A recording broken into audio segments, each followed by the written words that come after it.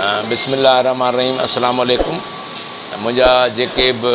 ॿुधंदड़ ॾिसंदड़ इस्लामी भाइर आहिनि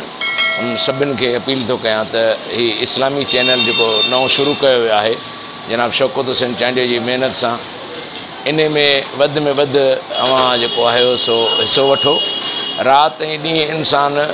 पंहिंजे कमनि में मसरूफ़ हूंदो आहे ऐं हींअर ही मीडिया जो दौरु आहे, इलेक्ट्रॉनिक प्रिंट मीडिया, पर इलेक्ट्रॉनिक्स मीडिया में तमामु घणो माण्हुनि जो इन पासे रुझान आहे, जंहिंमें राति ॾींहुं इंसानु फेसबुक इस्तेमालु थो करे, मुख़्तलिफ़ क़िस्म जा जेके बि आहिनि चैनल इस्तेमालु थो करे। उन्हनि सभिनि खे मां अपील थो कयां त हिन इस्लामी चैनल में तव्हां वधि में वधि हिसो वठो, इन खे ॾिसो ऐं पंहिंजे दोस्तनि खे बि ॿुधायो ऐं उन्हनि खे बि सब्सक्राइब कयो, शेयर कयो ऐं दोस्तनि यारनि खे इन्हनि में तरफ़ राग़ब कयो त हीउ इस्लामी चैनल जेको तमामु बहितरीनु चैनल आहे, जंहिंमें बहितरीन क़िस्म जा इस्लामी नात, नबी करीम सल्लल्लाहु अलैहि वसल्लम जी सिफ़तूं, अल्लाह जी ज़ात जी सिफ़तूं ऐं तमामु प्यारा प्यारा आलिम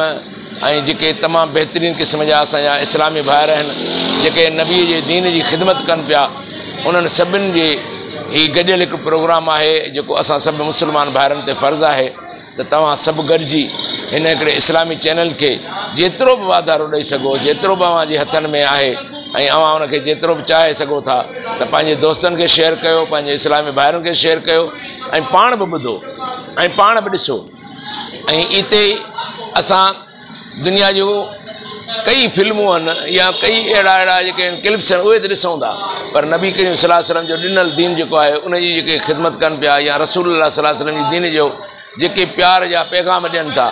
ऐं मदाह जेके आहिनि असांजा पूरे दुनिया में रहनि था इस्लामी भाइर, पोइ हर को पंहिंजी ज़बान में पंहिंजे नबीअ जी सोणे मोहम्मद मुस्तफ़ा ख़ातम नबी जी सिफ़त करे थो,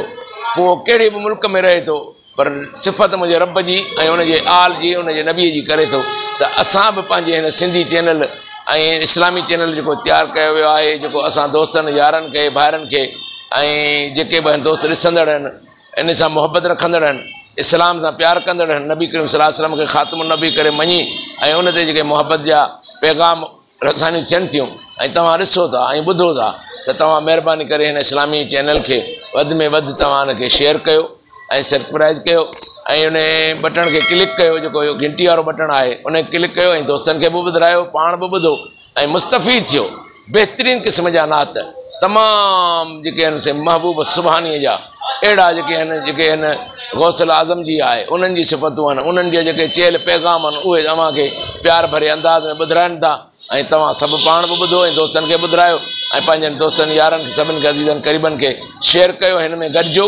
त हिन इस्लामी प्रोग्राम में इंशा अल्लाह ताला कामयाबी थींदी। शौकत हुसैन चांडिया लख थोरा हितां जो हिन में हिसो वरितो आहे ऐं पाण कही आयो ऐं असां दोस्तनि खे ॼाण ॾिनई ॿुधाई, असां तव्हां सभु गॾिजी हिन जी मदद कयूं त हिन इस्लामी चैनल खे कामयाबु कयूं। वॾी महिरबानी।